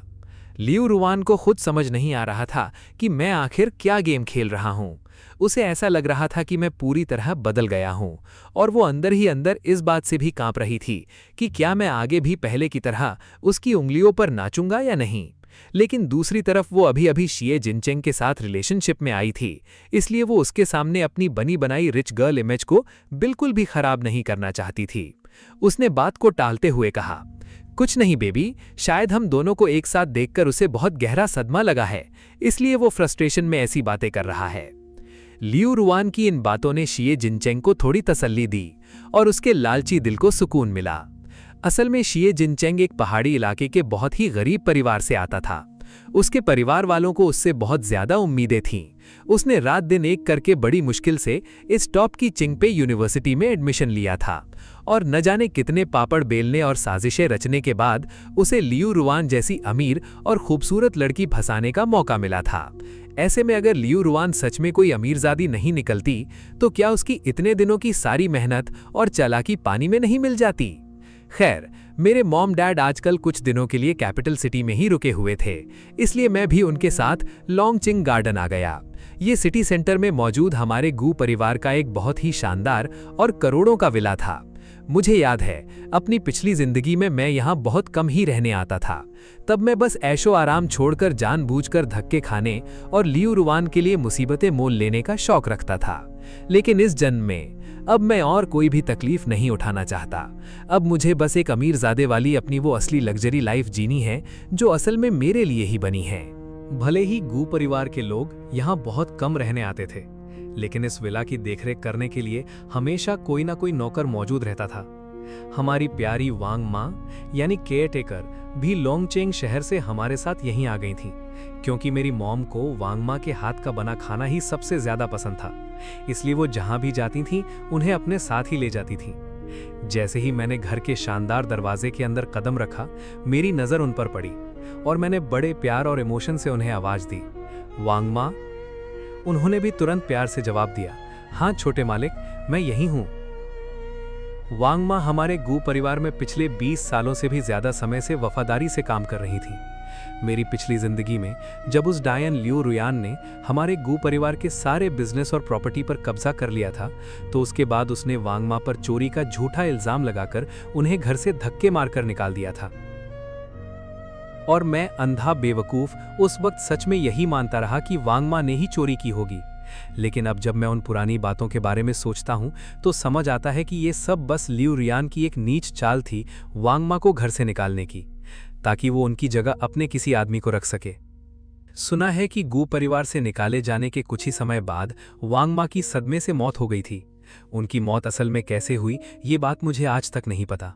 सच कहूं तो लियू रुआन जैसी घटिया औरत के चक्कर में पड़कर मैंने अपने गू परिवार को पूरी तरह से बर्बाद कर दिया था और सब कुछ तबाह हो गया था। वांग माँ, मैंने आपको बहुत मिस किया। आपको देखे हुए कितना लंबा वक्त बीत गया है। मेरे मुंह से अचानक ये सब सुनकर वांग माँ अपने हाथ में सफाई करने वाला कपड़ा पकड़े एकदम हैरान रह गईं। उन्हें समझ ही नहीं आ रहा था कि वो क्या रिएक्ट करें। उन्होंने कंफ्यूज होकर मेरे मॉम डैड की तरफ देखा। मेरे मॉम डैड ने भी अपना सिर हिला दिया, जैसे कह रहे हों कि उन्हें भी नहीं पता कि मुझे अचानक क्या हो गया है। मेरी मॉम ने हंसते हुए मेरा मजाक उड़ाते हुए कहा, अरे बस भी करो, अब तुम दोनों सिर्फ 2 महीने ही तो नहीं मिले हो। जो नहीं जानता वो तो यही सोचेगा कि तुम लोग 10-15 सालों के बाद मिल रहे हो। मुझे भी लगा कि मैं सच में थोड़ा ज्यादा ही इमोशनल हो रहा था। मैंने थोड़ी शर्मिंदगी से अपने मॉम डैड की तरफ देखा और अपनी जीभ बाहर निकाल ली। फिर मैं अपने आलीशान कमरे में वापस आ गया और अपने एकदम मुलायम और आरामदायक किंग साइज बिस्तर पर लेट गया। मुझे ऐसा लग रहा था जैसे मैं किसी नर्म नर्म बादल पर सो रहा हूँ। सच में बहुत सुकून मिल रहा था। इतने आरामदायक बिस्तर पर सोए हुए मुझे एक अरसा बीत गया था। अपनी पिछली जिंदगी के उन खौफनाक दिनों को याद करके, जब मैंने पूरा 1 साल एक बदबूदार कबाड़ खाने में गुजारा था, मुझे ऐसा लगता है जैसे मैंने वहां दशकों तक तड़प तड़प कर दिन काटे हों। मैं बस नींद की वादियों में खोने ही वाला था कि तभी मेरा मोबाइल वाइब्रेट हुआ। शिए जिनसेंग का मैसेज आया था। उसमें लिखा था, गूफान, तुम अभी तक वापस क्यों नहीं आए? मैंने तुम्हारे लिए अपना बर्थडे केक बचा कर रखा है। मैंने उसे इग्नोर किया और कोई रिप्लाई नहीं दिया, बल्कि मैंने अपना सोशल मीडिया मूवमेंट्स खोलकर चेक करने लगा। वहां मैंने देखा कि शिए जिनसेंग ने आज रात की बर्थडे पार्टी की एक पोस्ट डाली हुई थी। पोस्ट का कैप्शन था, happy 20th birthday to me. मेरे 19th बर्थडे की विश आखिरकार पूरी हो गई। मैं फाइनली उस इंसान के साथ हूं जिसे मैं बेइंतहा प्यार करता हूं। और उस शो ऑफ वाले कैप्शन के ठीक नीचे शिए जिनसेंग और लियू रुयान की एक कोजी सी फोटो लगी हुई थी। उस फोटो को देखते हुए मैं काफी देर तक गहरी सोच में डूबा रहा। इसका मतलब ये था कि शिए जिनचेंग जब 19 साल का था, वो तभी से मेरी पीठ पीछे लियू रुयान को चाहने लगा था, और मैं बेवकूफ़ गधा, इतने टाइम में मुझे इस बात की जरा सी भी भनक नहीं लगी। मुझे तो लगता था कि शिए जिनचेंग लियू रुयान से बहुत नफरत करता है। जब मैंने थोड़ा और नीचे स्क्रॉल किया तो देखा कि रुयान ने भी ऑफिशियल अनाउंसमेंट लिखकर वही सेम फोटो पोस्ट की हुई थी। मेरे अंदर का रिवेंज जाग उठा। मैंने तुरंत उसके पोस्ट के नीचे कमेंट किया, बधाई हो, लेकिन याद रखना, मैंने तुम्हें जो भी महंगी चीज़ें दी हैं उन्हें कल सुबह पैक करके मुझे वापस कर देना। इन सालों में मैंने उस पर बहुत पैसे पानी की तरह बहाए थे। वो सारी डिज़ाइनर चीज़ें बहुत महंगी थीं। अगर उन्हें सेकंड हैंड मार्केट में बेचा जाए तब भी लाखों रुपए मिल जाएंगे। अब जब उसे मेरी तरफ से कोई फाइनेंशियल सपोर्ट नहीं मिलेगा तो पक्का वो इन चीज़ों को बेचने की कोशिश करेगी। मैं उन चीज़ों को कूड़े में फेंकना पसंद करूंगा, लेकिन उस चुड़ैल को बेचकर पैसे कमाने का मौका कभी नहीं दूंगा। कमेंट करने के बाद मैंने फ़ोन बंद कर दिया। मैं बस वापस सोने ही जा रहा था कि अचानक मेरे दिमाग में एक बेहद खूबसूरत लड़की का चेहरा घूम गया, शेन यूचू। मुझे अचानक से इस लड़की की याद आ गई। ये वही देवदूत जैसी लड़की थी जिसने मेरी पिछली जिंदगी में मेरे मरने से ठीक पहले मुझे अपनी बाहों में कसकर पकड़ा हुआ था। शेन यूचू और लियू रुयान दोनों एक ही क्लास में थीं। अगर लियू रुयान कंप्यूटर साइंस की कैंपस ब्यूटी और अच्छी स्टूडेंट मानी जाती थी, तो यूचू वहाँ की असली बॉस थी, एकदम गॉड लेवल की जीनियस। वो अभी सिर्फ सेकेंड ईयर में थी, लेकिन उसने यूनिवर्सिटी के लिए पहले ही कई बड़े बड़े नेशनल कोडिंग अवार्ड्स जीत लिए थे। हालांकि वो रुयान क्लासमेट थी, लेकिन वो यूनिवर्सिटी बहुत कम ही आती थी। मुझे याद आया कि मेरा और शेन यूचू का तो एक बहुत पुराना रिश्ता भी जुड़ा हुआ था, लेकिन फर्स्ट ईयर में मैंने इस बात का ज़बरदस्त विरोध किया था। मुझे लगता था कि एक मॉडर्न ज़माना है और शादी के मामले में पूरी आज़ादी होनी चाहिए। इसलिए मैंने उसके साथ उस अरेंज मैरिज वाले प्रपोजल को साफ ठुकरा दिया था और बहुत ड्रामा किया था। हमारी शादी तो तब तय कर दी गई थी जब हम दोनों अपनी माँ के पेट में ही थे। शेन यूचू के दादा दादी ने ही ये रिश्ता पक्का किया था। मुझे बस इतना याद है कि मेरे पिछले जन्म में उसने मुझे कई बार बचाने की कोशिश की थी, लेकिन मैंने उसे बड़ी बेरहमी से इग्नोर कर दिया था। उसके बाद से उसने यूनिवर्सिटी आना बहुत कम कर दिया था और अब तो उसकी एक झलक देखना भी बहुत मुश्किल हो गया था। लेकिन मेरे दिमाग में एक शानदार आइडिया ज़रूर आया। उसके मॉम डैड कैपिटल सिटी आ चुके थे, तो जाहिर सी बात है कि शेन परिवार के साथ हमारा एक डिनर तो पक्का होना ही था। और जब वो डिनर होगा तो वहाँ शेन यूचू से मिलना कोई बहुत मुश्किल काम नहीं होगा। दूसरी तरफ लियू रुयान नहाकर बाहर आई और उन चीज़ों को पैक करने का सोचने लगी जो उसने आज ही बेची थीं। आज सिचुएशन इतनी ख़राब हो गई थी कि मजबूरी में आकर उसने मेरे दिए हुए सारे लग्जरी बैग्स एक ऑनलाइन प्लेटफॉर्म पर बेचने के लिए डाल दिए थे। बायर्स ने उसे पहले ही पेमेंट कर दी थी, लेकिन उसने अभी तक सामान डिस्पैच नहीं किया था। वो सोच रही थी कि अभी रात में सब पैक कर लेती हूँ तो कल सुबह सुबह पार्सल भिजवा दूंगी। अपना सारा सामान पैक करने के बाद उसने आराम से अपने मोमेंट्स चेक किए। उसने जो नई कपल पोस्ट डाली थी उस पर ढेर सारे लाइक्स और कमेंट्स आ चुके थे।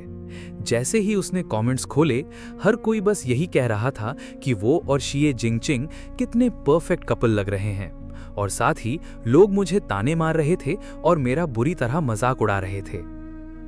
लेकिन जैसे ही उसने थोड़ा और नीचे स्क्रॉल किया, उसके चेहरे की सारी स्माइल एकदम से हवा हो गई।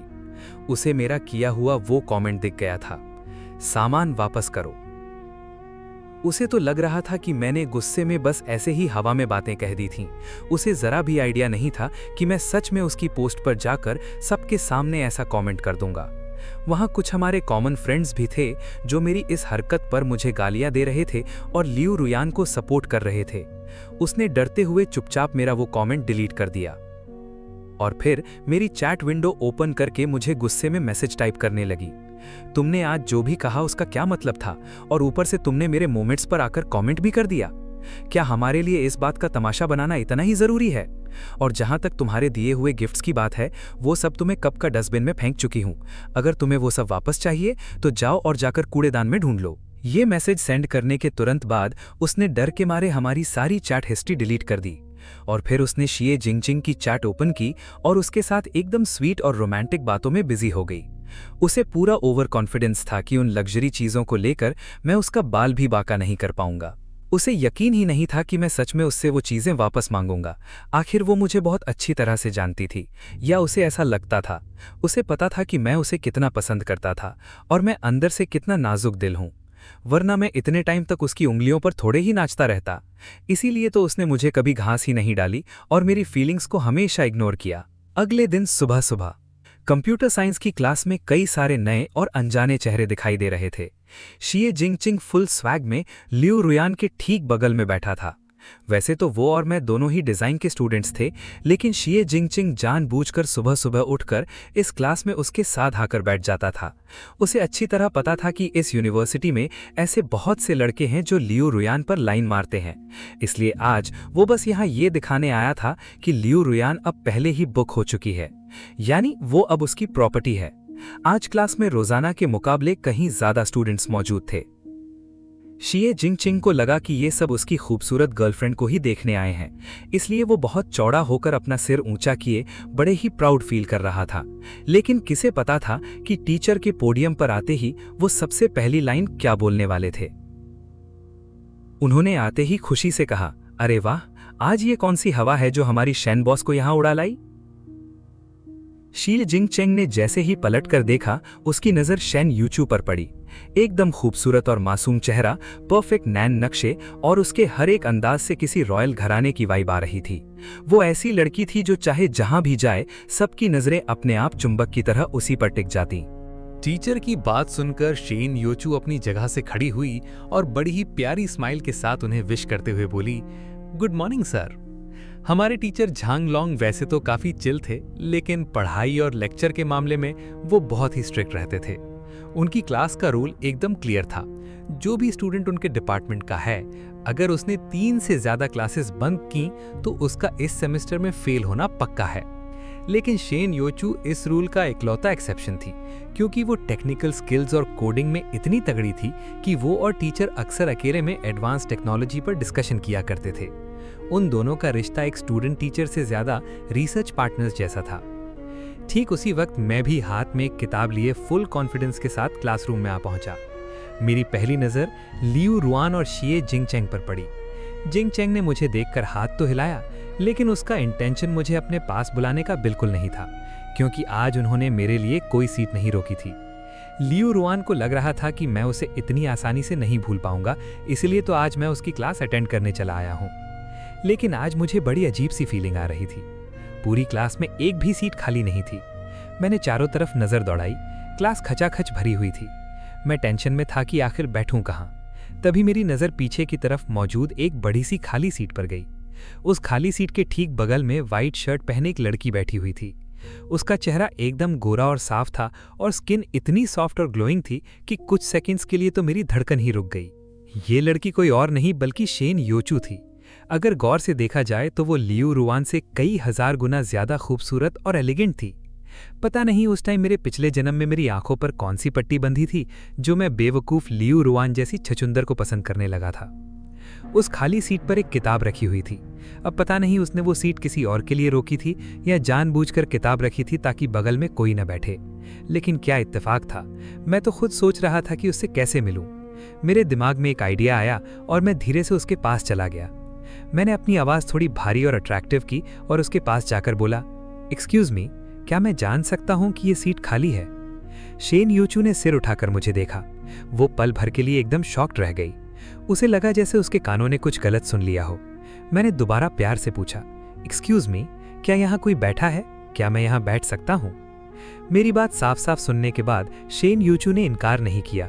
उसने धीरे से अपनी किताब वहां से हटा ली और बिना मेरी तरफ देखे हल्की आवाज में बोली, नहीं, आप बैठ सकते हैं। असल में ये सीट शेन योचू ने अपनी best friend Fang Si thing के लिए रोकी हुई थी। मेरे बैठते ही पीछे के दरवाजे से एक लड़की अंदर आई, लेकिन शेन योचू कर बगल में मुझ जैसे लड़के को बैठा देखकर वो अचानक से वहीं रुक गई। वो शेन योचू की best friend Fang Si Ting ही थी। शेन योचू ने आज तक यूनिवर्सिटी में कभी किसी लड़के से ढंग से बात तक नहीं की थी, ना ही किसी को बगल में बैठने दिया था। तो जाहिर है कि जो लड़का उसके बगल में बैठा है वो कोई आम इंसान तो हो नहीं सकता।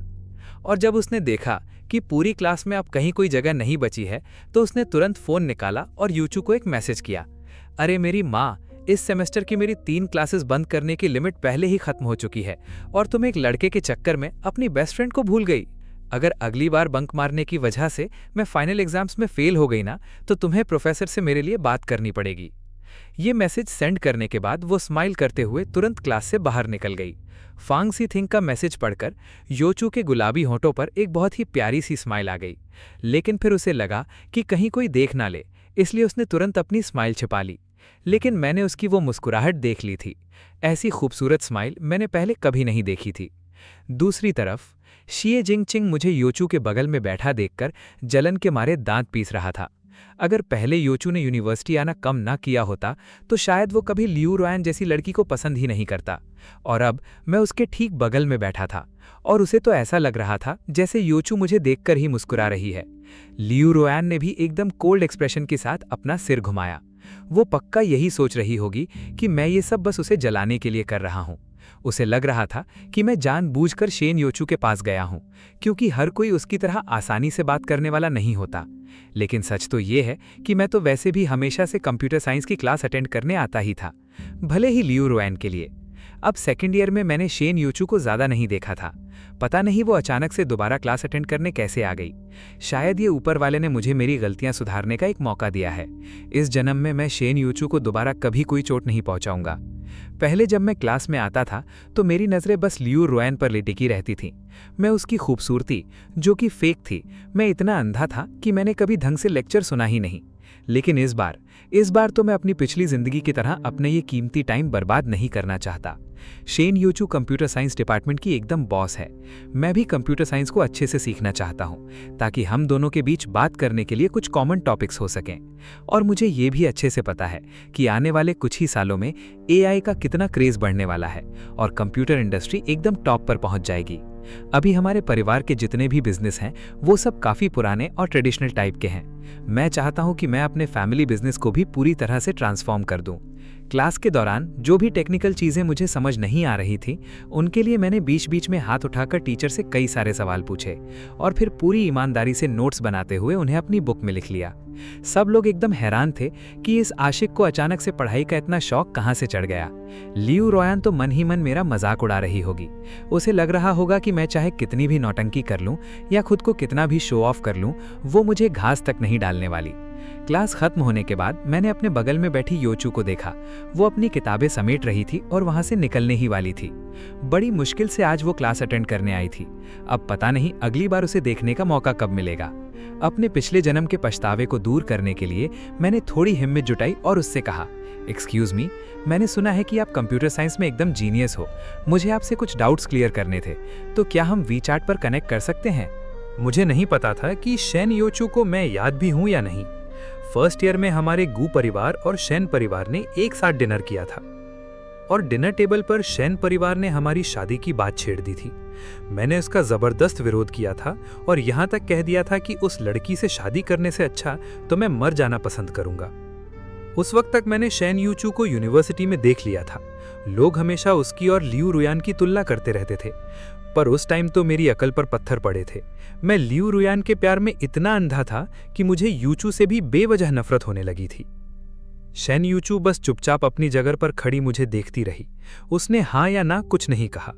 उसकी गहरी आंखों में कुछ चल रहा था।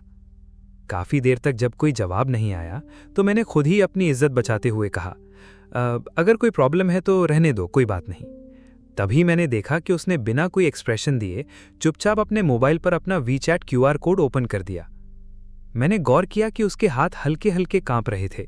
अगर कोई ध्यान से ना देखे तो उसे पता ही नहीं चलता कि वो अंदर से कितनी नर्वस थी। जैसे ही मैंने कोड स्कैन करके उसे फ्रेंड रिक्वेस्ट सेंड की, उसने राहत की एक छोटी सी सांस ली और फिर ऐसे बर्ताव करने लगी जैसे कुछ हुआ ही ना हो और आराम से अपने मोबाइल की स्क्रीन लॉक कर दी। स्क्रीन की लाइट उसकी गहरी आंखों में चमकी, जो देखने में एकदम तारों जैसी लग रही थी। इसके बाद वो पलटी और चुपचाप क्लास से बाहर चली गई। मैं अभी भी इसी टेंशन में था कि कहीं उसने बस फॉर्मेलिटी के लिए तो क्यूआर कोड नहीं दिखा दिया। क्या वो सच में मेरी फ्रेंड रिक्वेस्ट एक्सेप्ट करेगी भी या नहीं? लेकिन मेरे पास ज्यादा सोचने का टाइम नहीं था। मैंने देखा कि लियू रुयान और शिए जिंगचेंग अपनी बुक्स पैक करके क्लास से निकलने की तैयारी कर रहे हैं। मैंने तुरंत तेज आवाज में कहा, जरा रुको।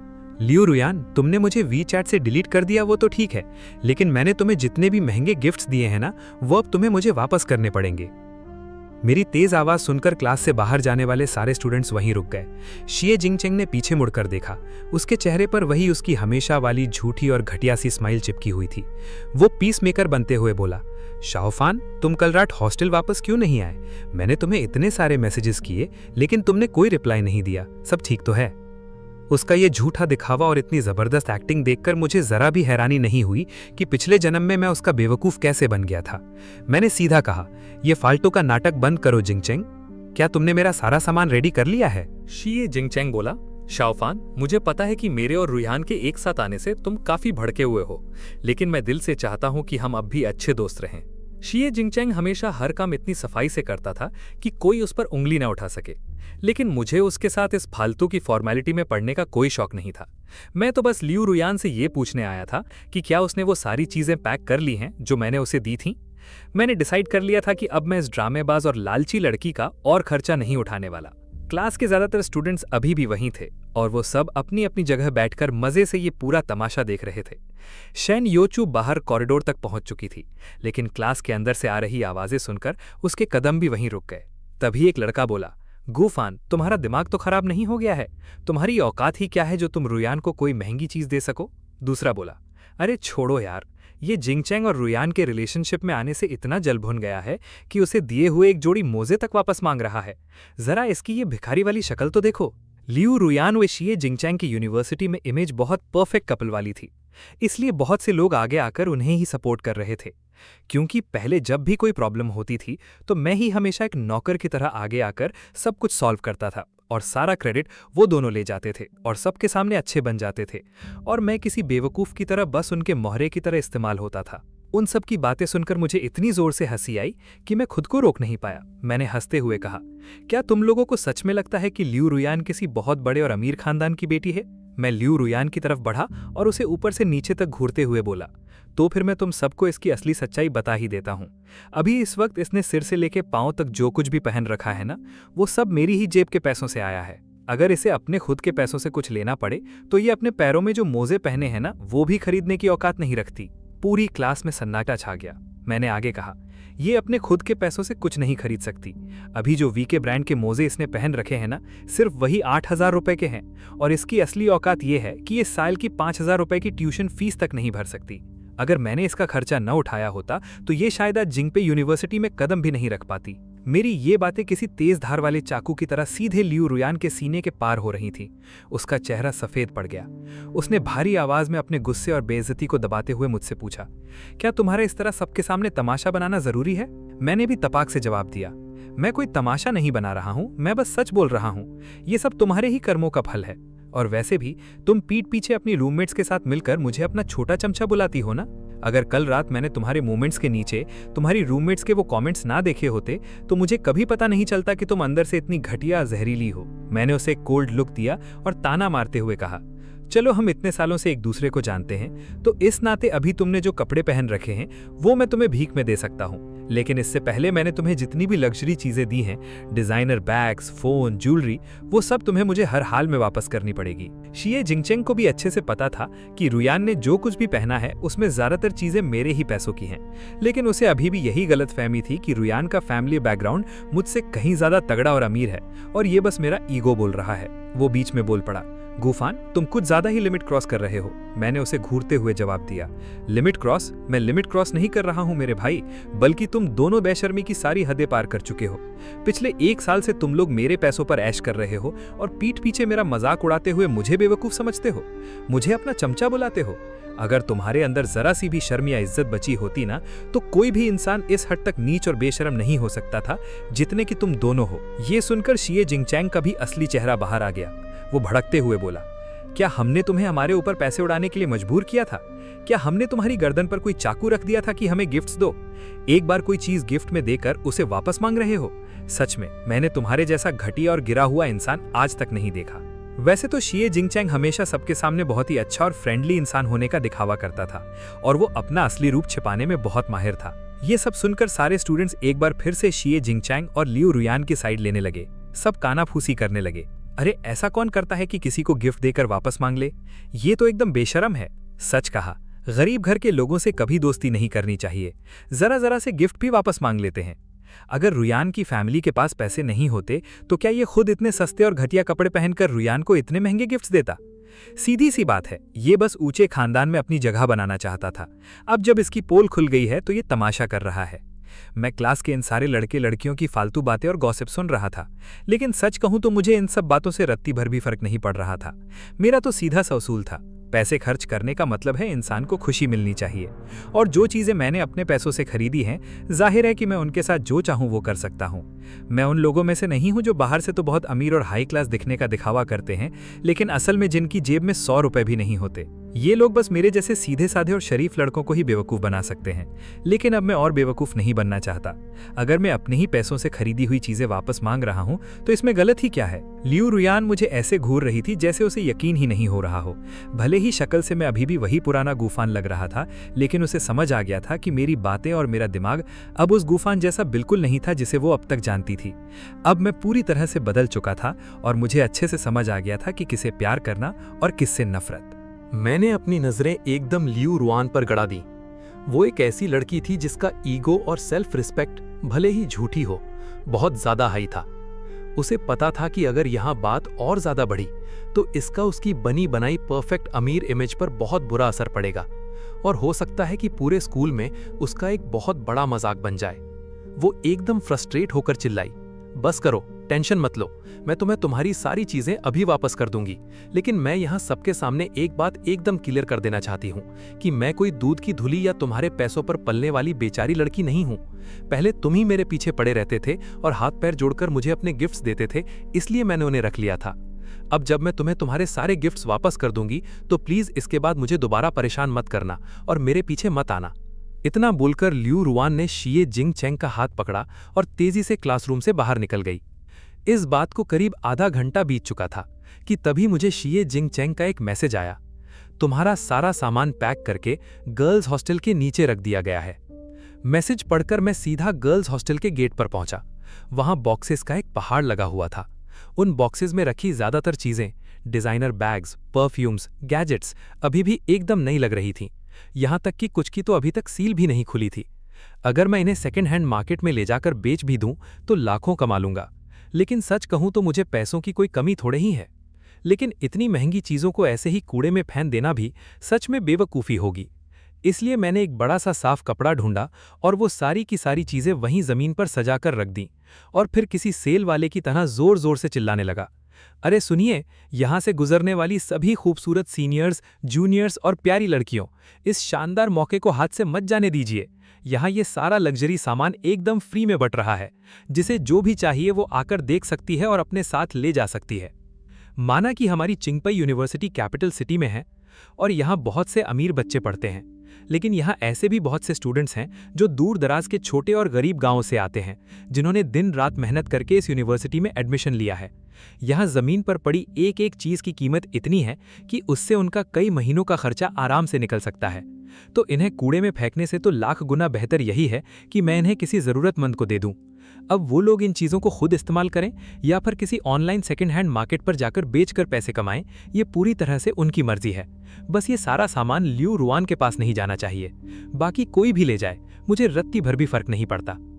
मैं काफ़ी देर तक वहीं खड़ा खड़ा चिल्लाता रहा, लेकिन कोई भी एक चीज़ लेने आगे नहीं आया। मैं ये बात तो भूल ही गया था कि इन कॉलेज स्टूडेंट्स के लिए अपनी इज्जत और अपना ईगो कितना ज़्यादा मायने रखता है। मेरी पिछली ज़िंदगी में जब मैं एक कबाड़ खाने में सड़ रहा था, तब अगर कोई मुझे थोड़े से अच्छे कपड़े या बचा खुचा खाना भी दे देता था ना, तब तो मैं उनका जिंदगी भर एहसान मानता था, क्योंकि उस वक्त मेरे पास ना तो ढंग से पेट भरने को खाना था और ना ही तन ढकने को कपड़े। उस वक्त मेरे लिए ईगो या सेल्फ रिस्पेक्ट जैसी चीज़ें कोई मायने नहीं रखती थी। मेरी इकलौती प्रायोरिटी बस किसी तरह जिंदा रहना था। लेकिन इन स्टूडेंट्स की हालत मेरे उस बुरे वक्त जैसी बदतर नहीं थी। इनमें से बहुत से लोग सस्ती ऐप से 99 रुपए वाले सस्ते कपड़े मंगाकर पहनना पसंद करेंगे, लेकिन किसी की खैरात या फ्री में दी हुई महंगी चीजें सबके सामने लेने में उन्हें शर्म आएगी। इन सब बातों को ध्यान में रखते हुए मैंने एक कागज ढूंढा और उस पर बड़े बड़े अक्षरों में लिख दिया, सभी सीनियर्स और जूनियर्स ध्यान दें, यहाँ कुछ ऐसी चीजें हैं जिनकी अब मुझे कोई जरूरत नहीं है। इनमें से बहुत सी चीजें एकदम नई हैं और कुछ तो आज तक कभी इस्तेमाल भी नहीं हुई हैं। जिनको भी इन चीजों की जरूरत है वो यहाँ रखा QR कोड स्कैन करके सिर्फ 1 रुपया पे करें और जो चाहे ले जाएं। ये कागज वहां रखने के बाद मैं सीधा वहां से वापस नहीं आया, बल्कि मैं यूनिवर्सिटी के अंदर ही बनी एक मिल्क टी शॉप में जाकर बैठ गया। मैं आराम से अपनी चाय पी रहा था, लेकिन मेरी नजरें लगातार गर्ल्स हॉस्टल के गेट पर ही टिकी हुई थीं। मुझे अंदर ही अंदर ये डर लग रहा था कि कहीं लियू रुयान वापस नीचे आकर ये सारा सामान दोबारा ना उठा ले जाए। गर्ल्स हॉस्टल के नीचे से आने जाने वाले बहुत से लोगों की नज़र उन चीज़ों और उस बोर्ड पर पड़ी। 1 रुपये की कीमत देखकर बहुत सी लड़कियों की झिझक खत्म हो गई और उन्होंने अपने काम की चीज़ें छांटना शुरू कर दिया। लेकिन अच्छी बात यह थी कि उनमें से कोई भी लालची नहीं था। वो लोग बस अपनी ज़रूरत की 1 या 2 चीज़ें उठाते, QR कोड स्कैन करते और चुपचाप स्माइल करते हुए वहां से चले जाते। देखते ही देखते मेरे मोबाइल पर WeChat पेमेंट्स के नोटिफिकेशंस की बाढ़ आ गई। टिंग 1 रुपया रिसीव हुआ, टिंग 1 रुपया रिसीव हुआ। मैं आराम से शॉप में बैठा लगातार पैसे रिसीव कर रहा था। वहां मौजूद बाकी लोग मुझे बड़ी हैरानी से देख रहे थे और सोच रहे थे कि आखिर मैं यहां बैठकर कौन सा बिजनेस चला रहा हूं। करीब 1 घंटे के अंदर ही वहां रखा लाखों का सारा सामान बट गया। सच कहूं तो मेरा मूड एकदम मस्त हो गया था, क्योंकि मुझे याद है कि मेरी पिछली जिंदगी में जब मैं बहुत बुरे दौर से गुजर रहा था, तब बहुत से अनजान लोगों ने मेरी मदद की थी। इसलिए इस जन्म में मैं भी दूसरों की मदद करना चाहता था। आज मुझे फील हुआ कि दूसरों की मदद करके सच में कितना सुकून मिलता है। जब सारा सामान खत्म हो गया तो मैंने अपने केयर टेकर अंकल लियू को कॉल लगाया और उनसे कहा कि वो कार लेकर मुझे यहाँ से पिक कर लें। सच बताऊं तो अब मेरा हॉस्टल के उस घुटन भरे कमरे में रहने का रत्ती भर भी मन नहीं था। दूसरी तरफ लियू रुयान अपने हॉस्टल के कमरे में एकदम गुमसुम और हताश बैठी थी। उसके मुंह से एक शब्द नहीं निकल रहा था। उसने मेरा सारा सामान तो मुझे वापस कर दिया था अपना ईगो बचाने के लिए, लेकिन अब उसके सिर पर सबसे बड़ी मुसीबत आ गिरी थी। जिन लोगों ने ऑनलाइन वो डिजाइनर चीजें खरीदी थीं और उसे एडवांस पेमेंट कर दी थी, वो सब उसे पार्सल भेजने के लिए लगातार मैसेज कर रहे थे और बुरी तरह भड़क रहे थे। टेंशन के मारे उसका सिर फटा जा रहा था और हद तो ये थी कि उनमें से कुछ बायर्स हमारी ही यूनिवर्सिटी के स्टूडेंट्स थे। कल उन लोगों का भरोसा जीतने और उनसे एडवांस पेमेंट लेने के चक्कर में लियू रुयान ने अपना असली नाम और अपने हॉस्टल का रूम नंबर तक उन्हें बता दिया था और अब इस भारी मुसीबत में वो सब उससे कांटेक्ट करने की कोशिश कर रहे थे, रिफंड मांग रहे थे या सामान मांग रहे थे, लेकिन उसका फोन पहुंच से बाहर था। वो बुरी तरह फंस चुकी थी। तो दोस्तों, इसलिए मजबूरी में मुझे 1/3 आना ही पड़ा। आज के लिए बस इतना ही। अगर आपको ये वीडियो और मेरी ये कहानी पसंद आई हो तो लाइक और कमेंट जरूर करना और हाँ, सब्सक्राइब करना मत भूलना। मिलते हैं अगले एपिसोड में।